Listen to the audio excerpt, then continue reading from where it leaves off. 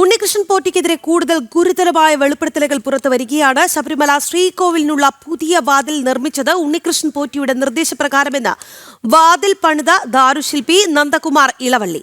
ബംഗളൂരുവിലാണ് പുതിയ വാതിൽ പണിതത്. നേരത്തെ ഉണ്ടായിരുന്ന വാതിലിലെ സ്വർണം പൂശിയ ലോക്കുകൾ തന്നെ വീണ്ടും ഉപയോഗിച്ചു. ഇപ്പോഴത്തെ വിവാദമുണ്ടായതിന് 4 ദിവസം മുൻപ് ഉണ്ണികൃഷ്ണൻ പോറ്റി തന്നെ വിളിച്ചിരുന്നു. ബംഗളൂരു ജാലഹള്ളി അയ്യപ്പ ക്ഷേത്രത്തിലും സ്വർണ്ണപ്പാളി പ്രദർശിപ്പിക്കാൻ ശ്രമം നടത്തി. എന്നാൽ ശബരിമല തന്ത്രി ഇടപെട്ടതോടെയാണ് ആ നീക്കം നടക്കാതെ പോയതെന്നും നന്ദകുമാർ പറയുന്നു. വാതില് മരെടുത്തത് തൃശ്ശൂരിൽ നിന്ന് ചൊവ്വൂരുള്ള ജോൺസന്റെ കടയിൽ നിന്നാണ്.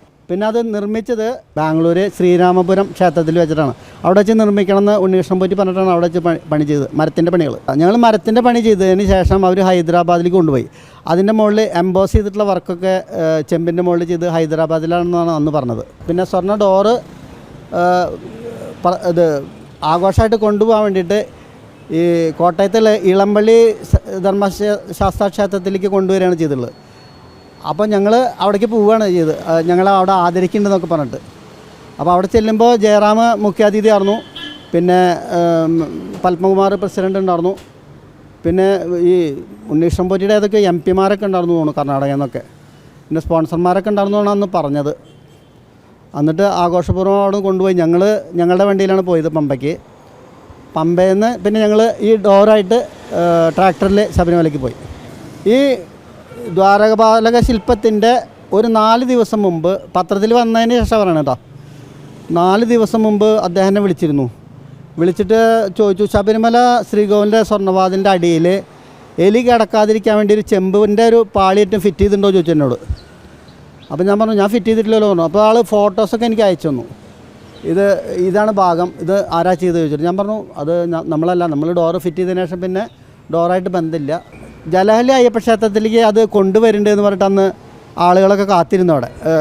അത് എന്താ പറയുക, ആഘോഷപുരം കൊണ്ടുവരേണ്ടതെന്ന് പറഞ്ഞിട്ട്. അപ്പോൾ തന്ത്രിയാണെന്ന് പറഞ്ഞിട്ട് അതങ്ങനെ കൊണ്ടുവരാൻ പാടില്ല, അങ്ങനെ പ്രദർശിപ്പിക്കാൻ പാടില്ല പറഞ്ഞിട്ട് അത് അന്ന് അവിടെ വെച്ച് ബ്ലോക്കായിട്ടുണ്ട് ആ സംഭവം. പിന്നെ ഞാൻ കണ്ടിട്ടില്ല അത്. ആ സമയത്ത് ഞാൻ ബാംഗ്ലൂരുണ്ട്, അവിടെ ബാംഗ്ലൂർ വർക്കിലുണ്ട്, ജലഹള്ളിയിലുണ്ട് അയ്യപ്പ ക്ഷേത്രത്തിൽ.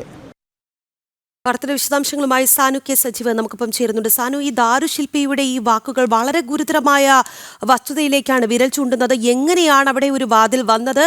ആ വാതിലിനുള്ള മരം എവിടെ നിന്ന് വന്നു? എവിടെയൊക്കെ പ്രദർശിപ്പിക്കാനുള്ള ശ്രമം നടന്നു? അങ്ങനെ വളരെ ഗുരുതരമായ വെളിപ്പെടുത്തലാണ്. എന്തൊക്കെ കാര്യങ്ങൾ അദ്ദേഹം അക്കമിട്ട് നിരത്തുന്നുണ്ട് സാനു?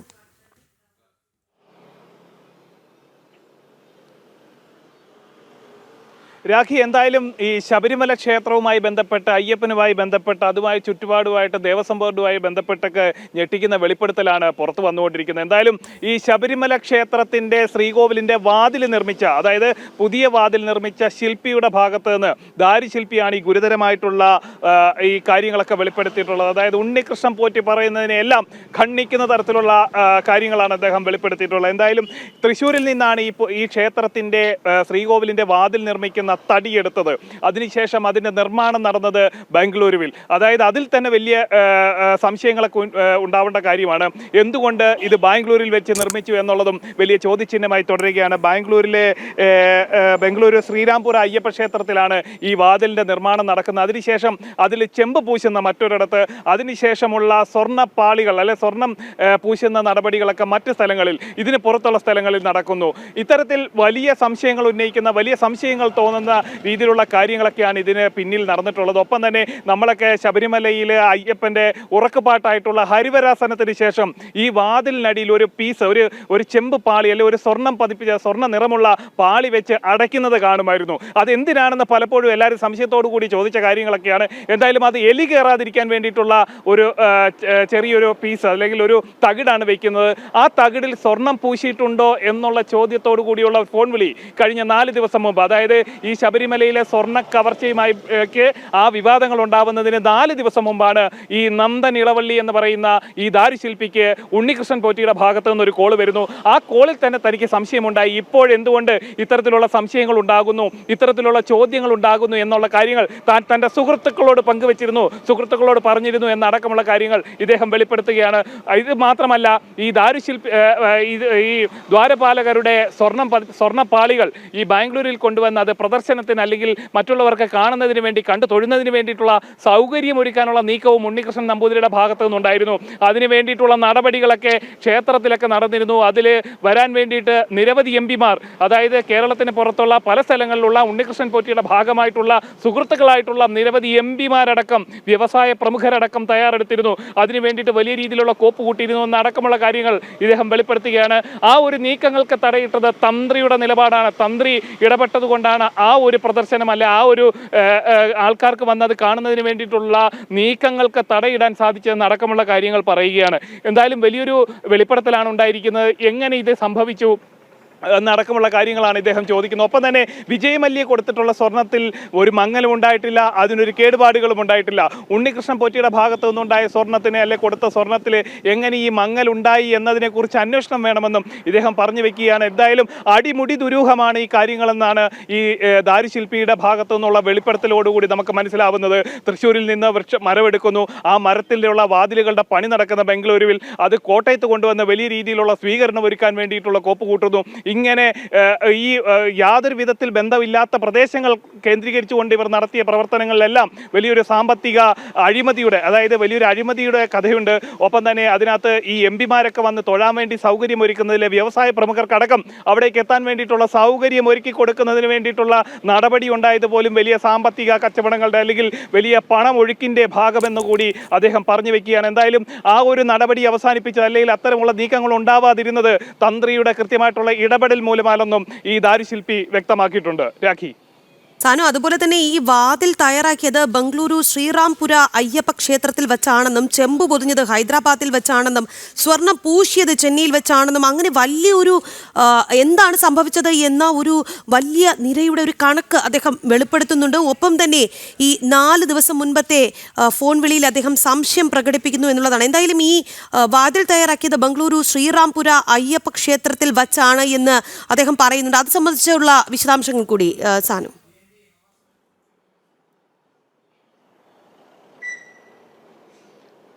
തീർച്ചയായിട്ടും രാഖി, അതായത് ഈ വാതിലിന് വേണ്ടിയിട്ടുള്ള ഈ അയ്യപ്പ ക്ഷേത്രത്തിന്റെ വാതിൽ നിർമ്മിക്കുന്നതിന് വേണ്ടിയിട്ടുള്ള തടിയെടുത്തത് തൃശ്ശൂരിൽ നിന്നാണ്. ആ തടിയെടുത്ത തൃശ്ശൂരിൽ അതിന്റെ നിർമ്മാണം നടത്താതെ അതിന്റെ നിർമ്മാണം നടത്തിയിട്ടുള്ളത് വളരെയധികം ദൂരെ കേരളത്തിന് പുറത്തായിട്ടുള്ള കർണാടകയിലെ ബാംഗ്ലൂരിൽ വെച്ചിട്ട് അവിടുത്തെ ശ്രീറാംപുര അയ്യപ്പ ക്ഷേത്രത്തിൽ വെച്ചാണ് ഈ വാതിലിന്റെ നിർമ്മാണം നടക്കുന്നത്. ഇതിനുശേഷമുള്ള ചെമ്പ് പൊതിയൽ നടത്തിയിട്ടുള്ളത് ഹൈദരാബാദിൽ വെച്ച്, ഒപ്പം സ്വർണം പൂശിയത് ചെന്നൈയിൽ വെച്ചിട്ട്. അതായത് വിവിധ സംസ്ഥാനങ്ങൾ കേരളത്തിൽ നിന്ന് തടിയെടുക്കുന്നു, കർണാടകയിൽ വെച്ച് വാതിൽ നിർമ്മിക്കുന്നു, അതിനുശേഷം അതിൽ ബാക്കിയുള്ള നടപടികൾ ഉണ്ടാവുന്ന തമിഴ്നാട്ടിൽ വെച്ചിട്ട് ഇങ്ങനെ ഈ ഒരു 3 സംസ്ഥാനങ്ങൾ കേന്ദ്രീകരിച്ചുകൊണ്ടുള്ള ഒരു പ്രവർത്തനം അല്ലെങ്കിൽ അതിന് പിന്നിൽ ഈ 3 സംസ്ഥാനങ്ങൾ കേന്ദ്രീകരിച്ചിട്ടുള്ള ഒരു ഗൂഢനീക്കങ്ങൾ ഉണ്ടായിട്ടുണ്ട് എന്നാണ് ഈ ഒരു നന്ദകുമാറിന്റെ വെളിപ്പെടുത്തലിൽ നിന്ന് നമുക്ക് ഒറ്റനോട്ടത്തിൽ മനസ്സിലാക്കാൻ സാധിക്കുന്നത്. സാധാരണ നിലയിൽ തൃശ്ശൂരിൽ നിന്ന് തടിയെടുത്തു കഴിഞ്ഞാൽ ആ തൃശ്ശൂരിൽ തന്നെ വെച്ച് അതിന്റെ നിർമ്മാണങ്ങളൊക്കെ നടത്താൻ വേണ്ടി ദേവസ്വം ബോർഡിന് തന്നെയായിട്ടുള്ള നിരവധി ക്ഷേത്രങ്ങളുണ്ട്. ഇതിനപ്പുറത്തേക്ക് പോയി കഴിഞ്ഞാൽ തിരുവിതാംകൂർ ദേവസ്വം ബോർഡിന്റെ കീഴിലുള്ള നിരവധി ക്ഷേത്രങ്ങളുണ്ട്. ഇവിടെ ഒന്നും നിർമ്മിക്കാതെ ഉണ്ണികൃഷ്ണൻ പോറ്റിയുടെ നിർദ്ദേശത്തെ തുടർന്ന് അത് ബാംഗ്ലൂരിൽ വെച്ച് നിർമ്മിക്കുന്നു. അതിനുശേഷം ദ്വാരപാലകന്മാരുടെ ചാർത്തിയിട്ടുള്ള സ്വർണം പൊതിഞ്ഞ വസ്തുക്കളെല്ലാം അത് ബാംഗ്ലൂരിലെ മറ്റൊരു ക്ഷേത്രത്തിൽ മറ്റ് ആളുകൾക്ക്, അതായത് കർണാടകയിലുള്ള ഭക്തർക്ക് വന്ന് കണ്ടു തൊഴുന്നതിന് വേണ്ടിയിട്ടുള്ള സൗകര്യം ഒരുക്കുന്നു. അതിൽ സാധാരണ ഭക്തരല്ല വരുന്നത്, അതിന് പിന്നിലുള്ളത് വലിയ എംപിമാരാണ്, വലിയ കോടാനുകോടി മുതൽ മുടക്കിയിട്ടുള്ള വലിയ വ്യവസായ ഭീമന്മാരടക്കം ആ ഒരു പരിപാടിയിലേക്ക് അല്ലെ ആ ഒരു ചടങ്ങിലേക്ക് എത്താൻ വേണ്ടി തയ്യാറെടുക്കുന്നു. അത് കാലേക്കൂട്ടി തന്നെ അതിനു വേണ്ടിയിട്ടുള്ള ഡേറ്റുകളടക്കം എടുക്കുന്നു. എന്നിട്ട് ഇവരുടെ സമയം ഒക്കെ നിശ്ചയിച്ചു കൊണ്ടുള്ള ഒരു പ്രവർത്തനം അവിടെ നടക്കുന്നു. അതിനുശേഷമാണ് തന്ത്രി ഈ വിഷയത്തിൽ ഇടപെടുന്നതെന്നാണ് ഈ ദാരുശില്പിയുടെ ഭാഗത്തു നിന്നുള്ള വെളിപ്പെടുത്തലിൽ നിന്ന് നമുക്ക് മനസ്സിലാക്കാൻ സാധിക്കുന്നത്. അതായത് ഏറ്റവും അടുത്ത ദിവസം അത് നടക്കാനിരിക്കുന്നു, അതിൽ ഒരു കാരണവശാലും അത് നടത്താൻ പാടില്ല എന്നുള്ള തന്ത്രിയുടെ കടുംപിടുത്തം ഉണ്ടായതോടുകൂടി അവസാനം അത് ഉപേക്ഷിക്കേണ്ട നിലയിലേക്ക് എത്തുകയായിരുന്നു. അതായത് ഉണ്ണികൃഷ്ണൻ പോറ്റിക്ക് ആ നീക്കങ്ങൾ പാതി വഴിയിൽ ഉപേക്ഷിക്കേണ്ട ഒരു നിലയുണ്ടായി എന്നടക്കമുള്ള കാര്യങ്ങളാണ് അദ്ദേഹം വ്യക്തമാക്കിയിട്ടുള്ളത്. എന്തായാലും ഈ ഒരു 3 സംസ്ഥാനങ്ങൾ കേന്ദ്രീകരിച്ചുള്ള പ്രവർത്തനം നടക്കുന്നു. ആ 3 സംസ്ഥാനങ്ങൾ കേന്ദ്രീകരിച്ചുള്ള പ്രവർത്തനത്തിൽ വലിയ സാമ്പത്തിക ഒഴുക്കുണ്ടാക്കിയിട്ടുണ്ട്, വലിയ സാമ്പത്തിക ക്രമക്കേടുകൾ ഇതിന് പിന്നിലുണ്ടാക്കിയിട്ടുണ്ട്. അയ്യപ്പന്റെ പേര് പറഞ്ഞുകൊണ്ട് പലരും കൈപ്പറ്റി പണം ഉണ്ടാക്കി എന്നാണ് അദ്ദേഹം പറയുന്നതിൻ്റെ ഒരു രത്ന ചുരുക്കം എന്ന് തന്നെ വേണം നമുക്ക് വ്യക്തമാക്കാനായിട്ട്. എന്തായാലും ഈ ഒരു വിഷയത്തിൽ ഒരു അന്വേഷണം വേണമെന്ന് കൂടി ഈ നന്ദകുമാർ, ദാരുശില്പിയായിട്ടുള്ള നന്ദകുമാർ ആവശ്യപ്പെട്ടിരിക്കുകയാണ്. താൻ ബാംഗ്ലൂരിലുള്ള സമയത്താണ് എന്തിനാണ് ഈ ഒരു പ്രദർശനം നടത്താൻ വേണ്ടി അവിടെ ഒരുങ്ങുന്നത്? സാധാരണ നിലയിൽ ഈ വിശ്വാസത്തെ വിറ്റ് പണമുണ്ടാക്കുന്നു എന്ന് തന്നെ വേണം നമുക്കിതിൽ പറയേണ്ടിയിരിക്കുന്നു. ഇദ്ദേഹത്തിന്റെ വെളിപ്പെടുത്തലോടുകൂടി ഇത് ചെറിയൊരു വെളിപ്പെടുത്തലല്ല, ആ നിർമ്മാണ പ്രവർത്തനങ്ങളുടെ ഭാഗമായിട്ടുള്ള ആളുടെ വെളിപ്പെടുത്തലാണ്. ഈ വിവാദങ്ങൾ ഉയർന്നു വരുന്നതിന് 4 ദിവസം മുമ്പ് ഈ ഉണ്ണികൃഷ്ണൻ പോറ്റി എന്ന് പറയുന്ന വ്യക്തി ഈ നന്ദനെ വിളിച്ചിരുന്നു, ഈ ദാരുശില്പിനെ ബന്ധപ്പെട്ടിരുന്നു. എന്നിട്ട് ചോദിക്കുന്ന കാര്യങ്ങൾ ഈ ശബരിമല ശ്രീകോവിലിൻ്റെ അടിയിൽ, അതായത് എലി കയറാതിരിക്കാനുള്ള വിടവി വയ്ക്കുന്ന ആ ഒരു തകിടിന് സ്വർണം പൂശിയിട്ടുണ്ടോ എന്നൊരു കാര്യം ചോദിച്ചുകൊണ്ടുള്ള ഒരു കോള് വരുന്നു, ഒരു ഫോൺ കോൾ വരുന്നു. ആ കോളിൽ തന്നെ തനിക്ക് സംശയമുണ്ടായി, എന്തുകൊണ്ട് അതിൻ്റെ നിറം മങ്ങിയിരിക്കുന്നു എന്നടക്കമുള്ള കാര്യങ്ങൾ അദ്ദേഹം ചോദിച്ചു എന്നാണ് ഈ ദാരുശില്പി വ്യക്തമാക്കിയിട്ടുള്ളത്. എന്തായാലും അടിപൊളി ദുരൂഹമാണ് ഈ പത്മകുമാറിന്റെ സാന്നിധ്യത്തെ കുറിച്ച് കൂടി അദ്ദേഹം പരാമർശിക്കുന്നു എന്നുള്ളതും ഗുരുതരമായ വസ്തുതയാണ്. എന്തായാലും അദ്ദേഹത്തിന്റെ പ്രതികരണങ്ങളും നമ്മൾ പലപ്പോഴായി കേട്ടു. പക്ഷേ അദ്ദേഹത്തിന്റെ സാന്നിധ്യത്തെക്കുറിച്ച് പല പ്രതികരണങ്ങളിലും ചർച്ചയാകുന്നുമുണ്ട്. അക്കാര്യത്തിലെല്ലാം വ്യക്തത വരുത്തേണ്ടത് പത്മകുമാറാണ് എന്നുള്ളതും വസ്തുതയാണ്. എന്തായാലും വളരെ ഗുരുതരമായ വെളിപ്പെടുത്തലാണ് ഈ വിഷയത്തിൽ ദാരുശില്പിയുടേതായി പുറത്ത് വരുന്നത്. ഒരു മരം തൃശ്ശൂരിൽ നിന്ന് വാങ്ങുന്നു, പിന്നീട് ഈ വാതിൽ നിർമ്മിക്കുന്നത് 3 സംസ്ഥാനങ്ങൾ കേന്ദ്രീകരിച്ചാണ് എന്നുള്ളതാണ്. സാനു കെ സജീവാണ് വാർത്തയുടെ വിശദാംശങ്ങൾ നൽകിയത്.